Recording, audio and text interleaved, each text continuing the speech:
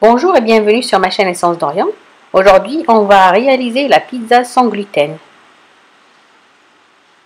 Pour réaliser cette pizza, on aura besoin de la même pâte qu'on a utilisée pour réaliser le pain express. Sauf que ici, on va remplacer l'huile par l'huile d'olive.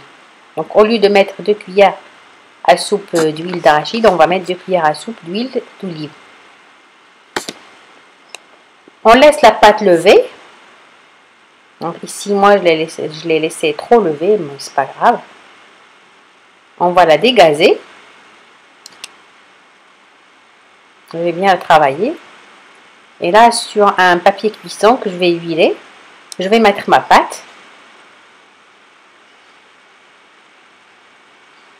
Je vais essayer de former un rond.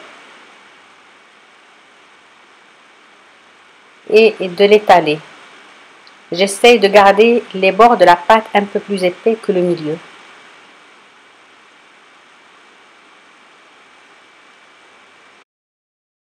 Dès que j'ai fini d'étaler ma pâte, je la mets dans la plaque du four et je la laisse lever dans un four fermé. S'il fait vraiment froid, vous préchauffez le four à 30 degrés ou à 35 degrés et vous laissez la pâte à pizza lever tranquillement. Voilà ma pâte à pizza qui est bien levée.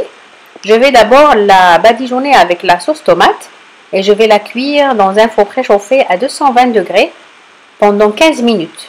Mon four doit être allumé sur chaleur tournante et je dois allumer le bas du four. Donc vous voyez comment fonctionne votre four et vous mettez le mode cuisson pizza. Je mets quelques trous avant de précuire la pâte. Donc voilà ma pâte à pizza qui a cuit 15 minutes. On voit que la pâte est bien dorée dessous. Je vais rebadigeonner un petit peu avec un peu de sauce tomate. Je mets du parmesan, de l'emmental. Là j'ai de la mozza que je vais que je vais déchirer à la main et mettre sur ma pizza. J'ai quelques tomates cerises.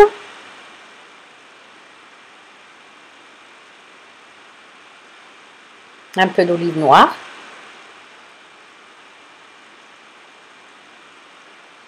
Je remets un petit peu de parmesan, un petit peu d'emmental.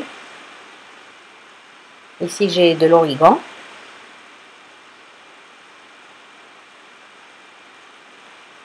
Et je mets ma pâte à cuire pendant 5 minutes à 220 degrés. Juste le temps que le fromage fonde. Voilà à quoi ressemble ma pizza après cuisson. Donc je la mets sur ma planche à bois. Je mets une cuillère à soupe d'huile d'olive et un petit peu de basilic. Comme c'est pas la saison maintenant du basilic frais, je mets un peu de basilic surgelé.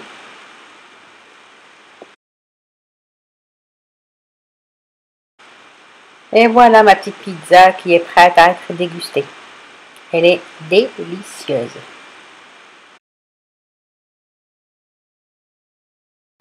Elle est croustillante et moelleuse à la fois. Un vrai régal.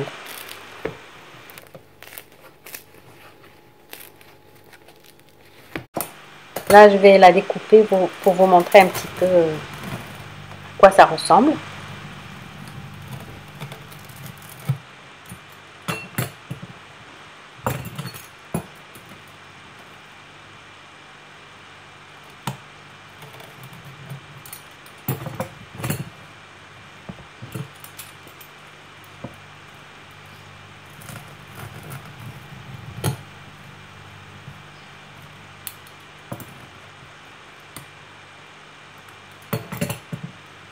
Voilà.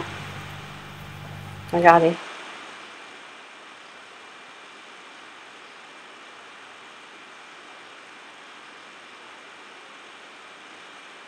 Voilà le résultat. Une superbe recette sans gluten. Vraiment, vraiment à essayer. J'espère que cette recette vous aura plu. N'oubliez pas de mettre un j'aime à la vidéo, de la partager et de vous abonner à ma chaîne pour de nouvelles recettes. Merci.